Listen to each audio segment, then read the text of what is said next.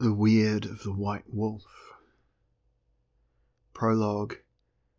The Dream of Earl Aubec, in which we learn something of how the Age of the Young Kingdoms emerged, and of the part played by the Dark Lady, Michelle, whose fate would later be intertwined with that of Elric of Melniboné.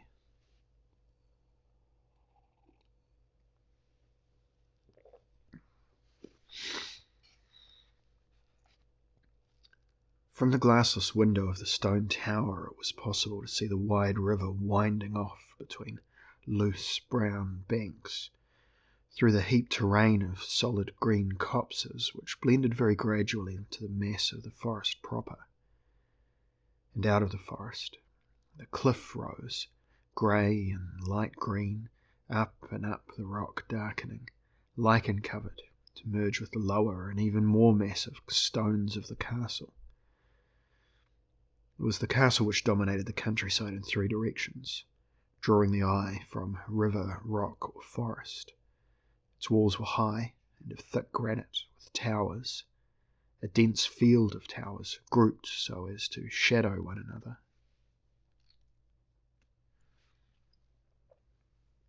Aubec of Melidor marvelled and wondered how human builders could ever have constructed it, save by sorcery. Brooding and mysterious, the castle seemed to have a defiant air, for it stood on the very edge of the world. At this moment the lowering sky cast a strange, deep yellow light against the western sides of the towers, intensifying the blackness untouched by it. Huge billows of blue sky rent the general racing greyness above, and mounds of red cloud crept through to blend and produce more and subtler colourings. Yet though the sky was impressive, it could not take the gaze away from the ponderous series of man-made crags that were Castle Canaloon. Earl Aubec of Melidor did not turn from the window until it was completely dark outside. Forest, cliff, and castle, but shadowy tones against the overall blackness. He passed a heavy knotted hand over his almost bald scalp and thoughtfully went towards the heap of straw which was his intended bed. The straw was piled in a niche created by a buttress on the outer wall, and the room was well lighted by Melidor's lantern. But the air was cold, and he lay down on the straw with his hand close to his two-handed broadsword of prodigious size. This was his only weapon. It looked as if it had been forged for a giant. Melidor was virtually that himself, with its wide crosspiece and heavy stone-encrusted hilt and 5-foot blade, smooth and broad. Beside it was Melidor's old heavy armour, the casque balanced on top, with its somewhat tattered black plumes waving slightly in the current of air from the window. Melidor slept.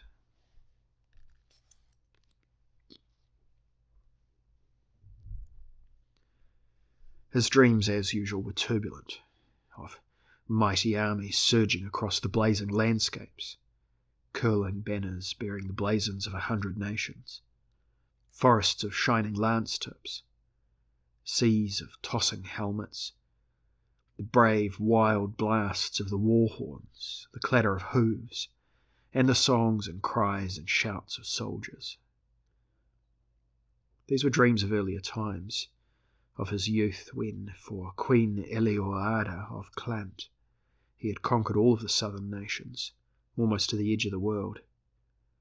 Only Canaloon on the very edge had he not conquered, and this because no army would follow him there. For one of so martial an appearance, these dreams were surprisingly unwelcome, and Melidor woke several times that night, shaking his head in an attempt to rid himself of them. He would rather have dreamed of Eloada, though she was the cause of his restlessness, but he saw nothing of her in his sleep, nothing of her soft black hair that billowed round her pale face, nothing of her green eyes and red lips, and her proud, disdainful posture. Eloada had assigned him to this quest, and he had not gone willingly, though he had no choice, for as well as his mistress, she was also his queen. The champion was traditionally her lover, and it was unthinkable to Earl Aubec that any other condition should exist. It was his place as champion of Clant to obey and go forth from her palace to seek Castle Canaloon alone, and conquer it, and declare it part of her empire, so that it could be said Queen Eloada's domain stretched from the Dragon Sea to World's Edge. Nothing lay beyond World's Edge. Nothing save the swirling stuff of unformed chaos which stretched away from the cliffs of Canaloon for eternity, roiling and broiling, multicoloured, full of monstrous half-shapes. For Earth alone was lawful and constituted of ordered matter, drifting in the sea of chaos stuff as it had done for aeons. In the morning, Earl Aubec of Malador extinguished the lantern which he had allowed to remain alight, drew greaves and hauberk onto him, placed his black-plumed helm upon his head, put his broadsword over his shoulder, and sallied out of the stone tower which was all that remained of some ancient edifice. His leathern-shod feet stumbled over stones and seemed partially dissolved, as if chaos had once lapped here, instead of against the towering cliffs of Canaloon. That, of course, was quite impossible, since Earth's boundaries were known to be constant. Castle Canaloon had seemed closer the night before, and that, he now realized, was because it was so huge. He followed the river, his feet sinking in the loamy soil, the great branches of the trees shading him from the increasingly hot sun as he made his way towards the cliffs. Canaloon was now out of sight, high above him. Every so often he used his sword as an axe to clear his way through the places where the foliage was particularly thick. He rested several times, drinking the cold water of the river and mopping his face and head. He was unhurried. He had no wish to visit Canaloon. He resented the interruption to his life with Eloada, which he thought he had earned. Also, he too had a superstitious dread of the mysterious castle, which was said to be inhabited only by one human occupant, the Dark Lady, a sorceress without mercy who commanded the legions of demons and other chaos creatures. He regarded the cliffs at midday and regarded the path leading upward with a mixture of weariness and relief.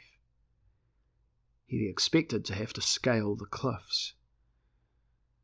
He was not, however, one to take a difficult route where an easy one presented itself, so he looped a cord around his sword and slung it over his back, since it was too long and cumbersome to carry at his side.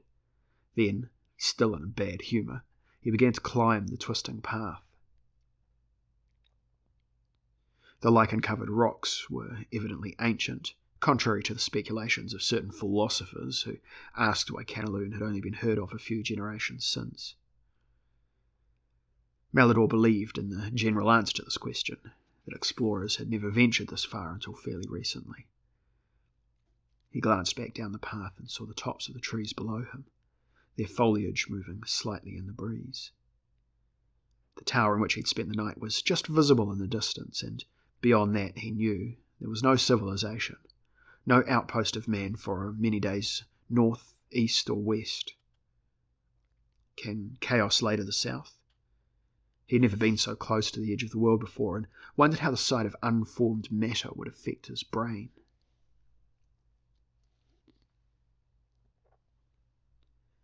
At length he clambered to the top of the cliff and stood, arms akimbo, staring up at Castle Canaloon, which soared a mile away, its highest towers hidden in the clouds, its immense walls rooted on the rock and stretched away, limited on both sides only by the edge of the cliff.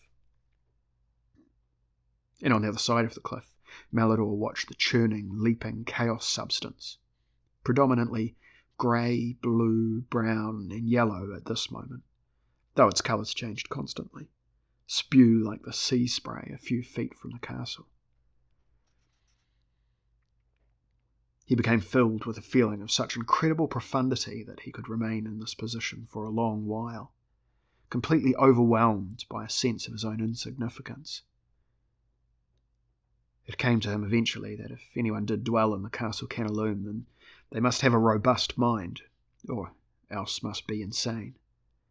And then he sighed and strode on towards his goal, noting that the ground was perfectly flat, without blemish, green, obsidian, and reflecting imperfectly the dancing chaos stuff from which he averted his eyes as much as he could. Canaloon had many entrances, all dark and unwelcoming, and had they all not been of regular size and shape, they might have been so many cave mouths. Malidor paused before choosing which one to take, and then walked with outward purposefulness towards one. He went into blackness, which appeared to stretch away forever. It was cold, it was empty, and he was alone.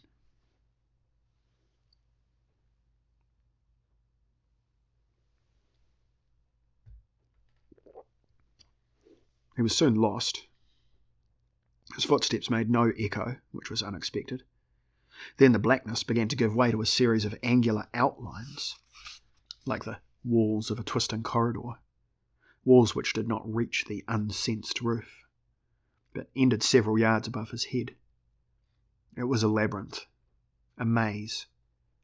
He paused and looked back and saw with horror that the maze wound off in many directions, though he was sure he had followed a straight path from the outside. For an instant his mind became diffused, and madness threatened to engulf him. But he battered it down, unslung his sword, shivering. Which way? He pressed on, unable to tell now whether he went forward or backward. The madness lurking in the depths of his brain filtered out and became fear, and immediately, following the sensation of fear, came the shapes, swift-moving shapes, darting from several different directions, gibbering, fiendish, utterly horrible. One of the creatures kept at him, and he struck at it with his blade. It fled, but seemed unwounded. Another came, and another, and he forgot his panic as he smote around him, driving them back until all had fled. He paused and leaned, panting on his sword.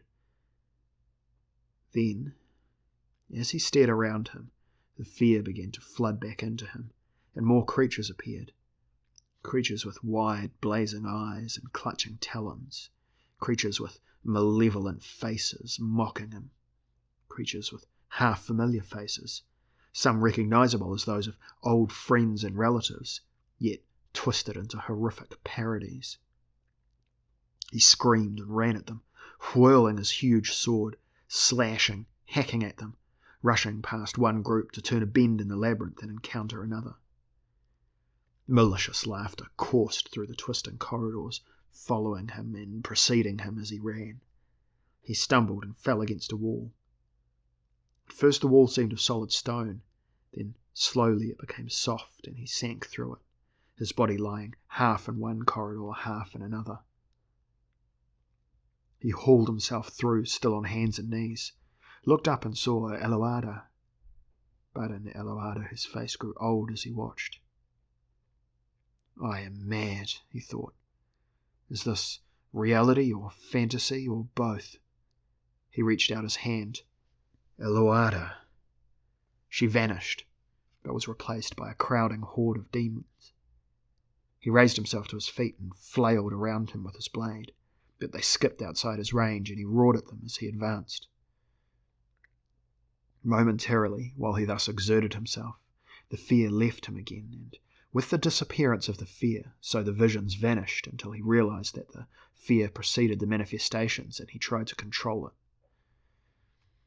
He almost succeeded, forcing himself to relax, but it welled up again and the creatures bubbled out of the walls, their shrill voices full of malicious mirth.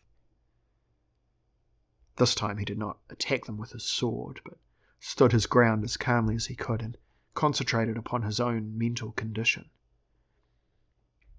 As he did so, the creatures began to fade away, and then the walls of the labyrinth dissolved, and it seemed to him that he stood in a peaceful valley, calm and idyllic. Yet, hovering close to his consciousness, he seemed to see the walls of the labyrinth faintly outlined, and disgusting shapes moving here and there among the passages.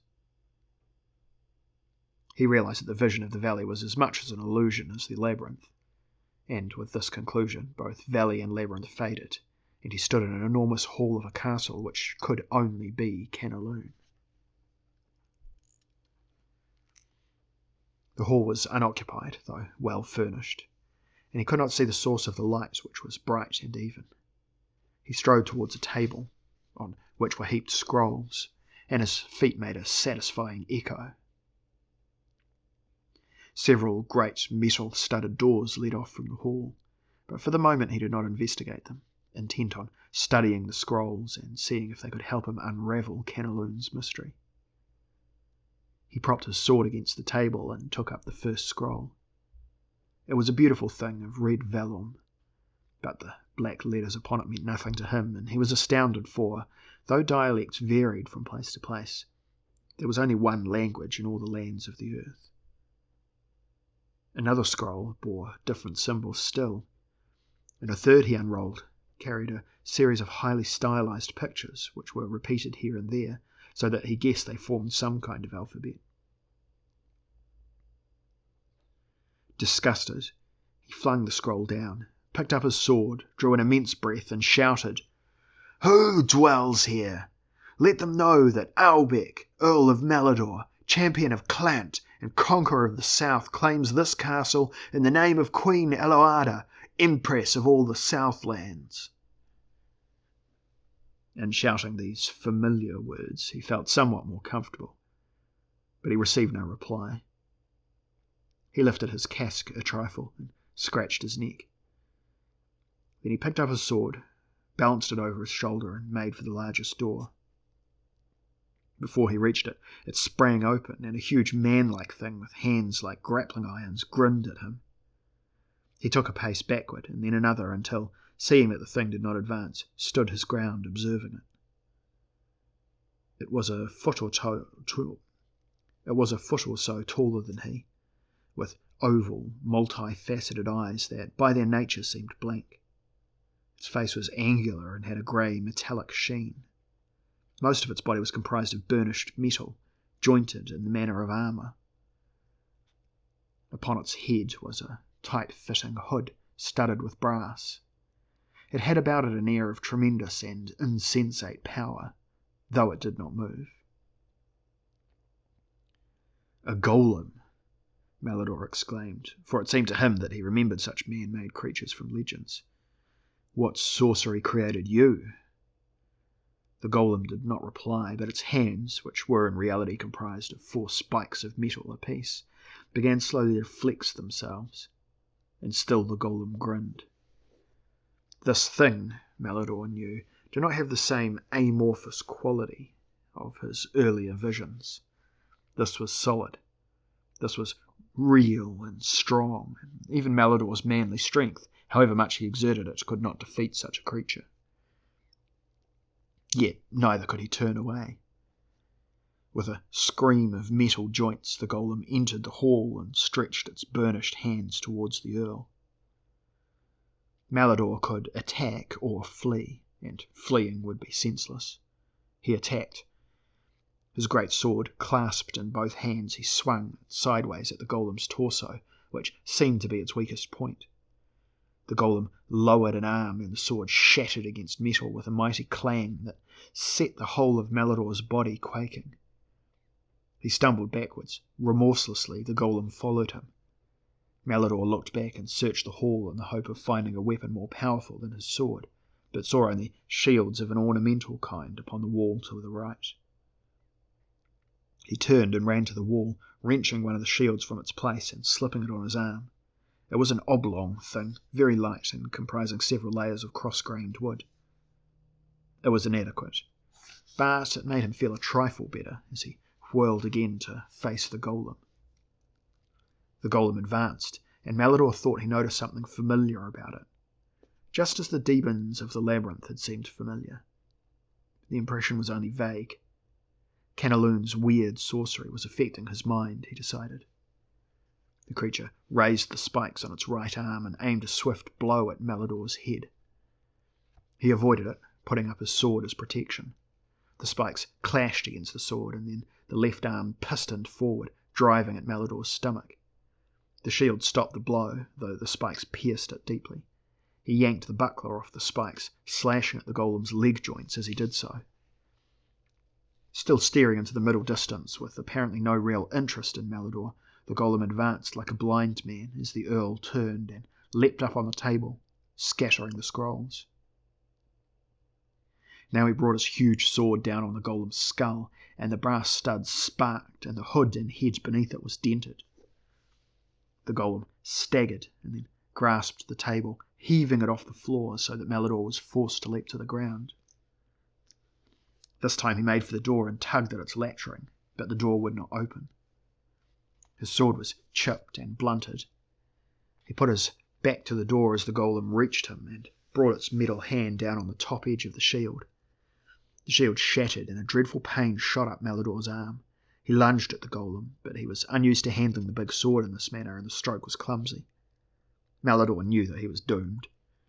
Force and fighting skill were not enough against the golem's insensate strength. At the golem's next blow he swung aside, but was caught by one of its spike fingers, which ripped through his armour and drew blood, though at that moment he felt no pain. He scrambled up, shaking away the grip and fragments of wood, which remained of the shield, grasping his sword firmly.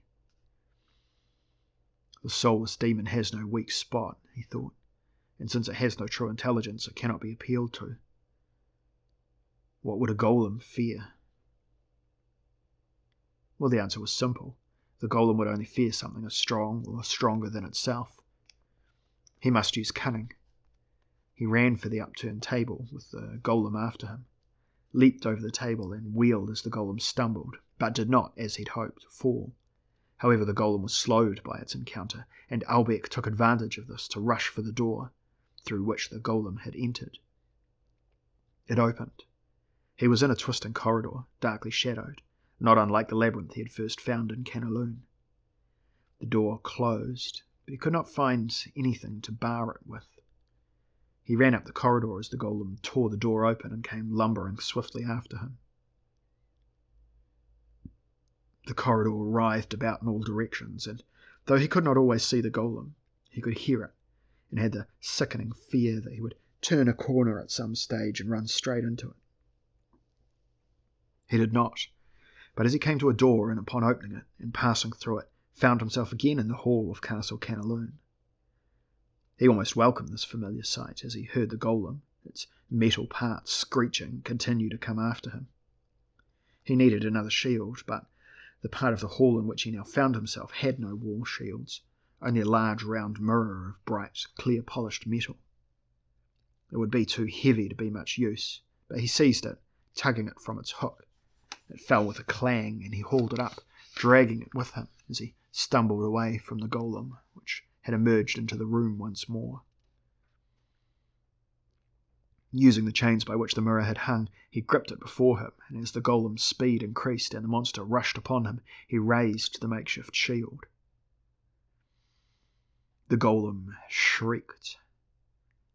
Malidor was astounded. The monster stopped dead and cowered away from the mirror. Malidor pushed it towards the golem, and the thing turned its back and fled with a metallic howl through the door it had entered by. Relieved and puzzled, Malidor sat down on the floor and studied the mirror. Well, there was certainly nothing magical about it, although its quality was good.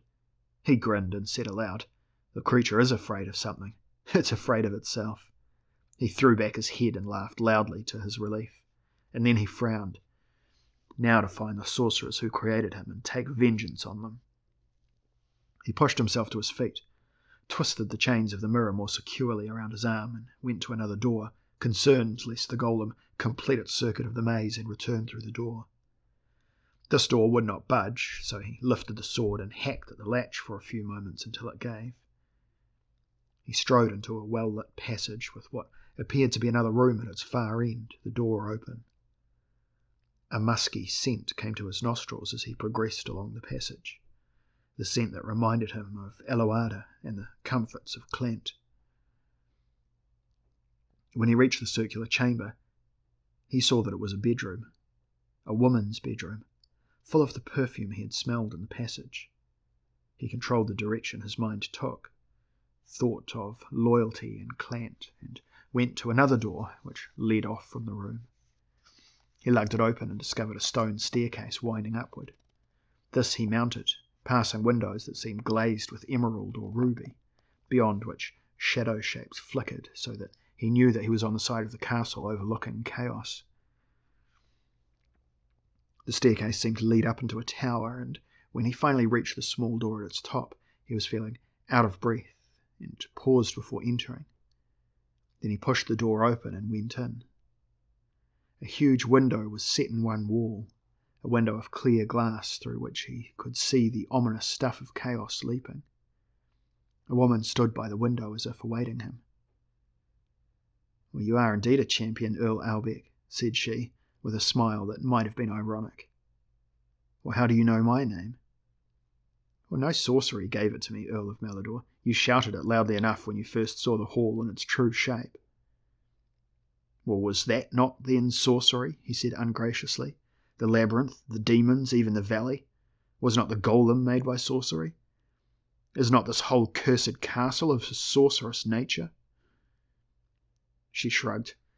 "Call it so if you'd rather not have the truth. Sorcery, in your mind at least, is a crude thing, which only hints at the true powers existing in the universe." He did not reply, being somewhat impatient of such statements. He had learned, by observing the philosophers of Clant, that mysterious words often disguised commonplace things and ideas. Instead, he looked at her sulkily and over-frankly. She was fair, with green-blue eyes and a light complexion. Her long robe was of a similar colour to her eyes. She was, in a secret sort of way, very beautiful, and, like all the denizens of Canaloon he'd encountered, a trifle familiar. "You recognise Canaloon?" she asked. He dismissed her question. "Enough of this. Take me to the masters of this place." "Well, there's none but me. Michelle, the Dark Lady, and I am the mistress." He was disappointed. "Was it just to meet you that I came through such perils?" "It was, and greater perils even than you think, Earl Aubec. Those were but the monsters of your own imagination." "Or taunt me not, lady." She laughed. "I speak in good faith. The castle creates its own defences out of your own mind. It is a rare one who can face and defeat his own imagination. Such a one has not found me here for 200 years. All since have perished by fear. Well, until now." She smiled at him. It was a warm smile. "And what's the prize for so great a feat?" he said gruffly. She laughed again and gestured towards the window, which looked out upon the edge of the world and chaos beyond. "Out there exists nothing as yet. If you venture into it, you will be confronted again by creatures of your hidden fancy, for there is nothing else to behold." She gazed at him admiringly, and he coughed in his embarrassment. "Once in a while," she said, "there comes a man to Canaloon who can withstand such an ordeal. Then may the frontiers of the world be extended, for when a man stands against chaos it must recede, and new lands spring into being." "So this is the fate you have in mind for me, sorceress." She glanced at him, almost demurely. Her beauty seemed to increase as he looked at her. He clutched at the hilt of his sword, gripping it tight. As she moved gracefully towards him and touched him, as if by accident. "There is a reward for your courage." She looked into his eyes and said no more of the reward, for it was clear what she offered. "And after, do my bidding and go against chaos." "Lady, know you not that ritual demands of Clant's champion that he be the Queen's faithful consort? I would not betray my word and trust." He gave a hollow laugh. "I came here to remove a menace to my Queen's kingdom, not to be your lover and lackey." "Well, there's no menace here." "That seems true." She stepped back as if appraising him anew. For her this was unprecedented. Never before had her offer been refused. She rather liked this solid man, who also combined courage and imagination in his character. It was incredible, she thought, how in a few centuries such traditions could grow up. traditions which could bind a man to a woman he probably did not love. She looked at him as he stood there, his body rigid, his manner nervous. "Forget Clant," she said. "Think of the power you might have, the power of true creation." "Lady, I claim this castle for Clant. That is what I have come to do, and that is what I do now. If I leave here alive, I shall be judged the conqueror, and you must comply." She hardly heard him. She was thinking of various plans to convince him that her cause was superior to his. Perhaps she could still seduce him, or use some drug to bewitch him. No, he was too strong for either. She must think of some other stratagem. She felt her breasts heaving involuntarily as she looked at him. She would have preferred to have seduced him. It had always been as much her reward as the heroes who had earlier won over the dangers of Canaloon. And then she thought she knew what to say. "Think, Earl Aubec," she whispered. "Think. New lands for your queen's empire?" He frowned. "Why not extend the empire's boundaries further?" She continued. "Why not make new territories?" She watched him anxiously as he took off his helm and scratched his heavy, bald head. "You have made a point at last," he said dubiously. "Think of the honours you would receive in Clant if you succeeded in winning not merely Canaloon, but that which lies beyond." Well, now he rubbed his chin. "Aye," he said, "aye," and his great brows frowned deeply. "New plains, new mountains, new seas, new populations even. Whole cities full of people, fresh sprung, and yet with the memory of generations of ancestors behind them. All this can be done by you, Earl of Malador, for Queen Eloada and Lormir." He smiled faintly. His imagination fired at last. "Aye, aye, if I can defeat such dangers here, then I can do the same out there. It will be the greatest adventure in history. My name will become a legend. Malador, Master of Chaos." She gave him a tender look, although she had half cheated him. He swung his sword up on his shoulder. "I'll try it, lady." She and he stood together at the window, watching the chaos stuff whispering and rolling for eternity before them. To her it had never been wholly familiar, for it changed all the time. Now its tossing colours were predominantly red and black. Tendrils of mauve and orange spiraled out of this and writhed away. Weird shapes flitted about in it, their outlines never clear, never quite recognisable. He said to her, "The Lords of Chaos rule this territory. What will they have to say?" "Well, they can say nothing, and do little. Even they have to obey the law of the cosmic balance, which ordains that if a man can stand against chaos, then it shall be his to order and make lawful. Thus the earth grows, slowly." "And how do I enter it?" She took the opportunity to grasp his heavily muscled arm and point out the window. "See there? A causeway leads down from this tower to the cliff." She glanced at him sharply. "Do you see it?"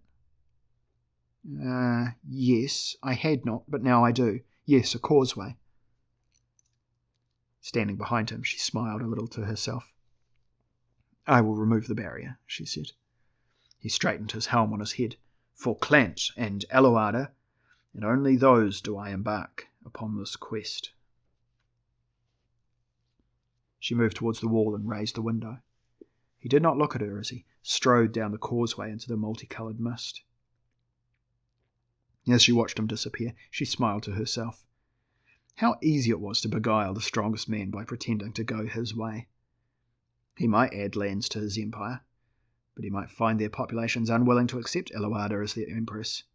In fact, if Aubec did his work well, then he would be creating more of a threat to Clant than ever Canaloon had been. Well, yet she admired him. She was attracted to him, perhaps, because he was not so accessible. A little more than she had been to that earlier hero who had claimed Aubec's own land from Chaos barely 200 years before. Oh, he had been a man. But he, like most before him, had needed no other persuasion than the promise of her body. Earl Aubec's weakness had lain in his strength, she thought. By now he had vanished into the heaving mists. She felt a trifle sad that this time the execution of the task given her by the Lords of Law had not brought her the usual pleasure. Yet perhaps, she thought, she felt a more subtle pleasure in his steadfastness and the means she had used to convince him. For centuries the Lords of Law had entrusted her with Canaloon and its secrets. But the progress was slow, for there were few heroes who could survive Canaloon's perils, few who could defeat self-created perils. Yet she decided with a slight smile on her lips, the task had its various rewards. She moved into another chamber to prepare for the transition of the castle to the new edge of the world. Thus were the seeds sown for the age of the young kingdoms, the age of men, which was to produce the downfall of Melniboné.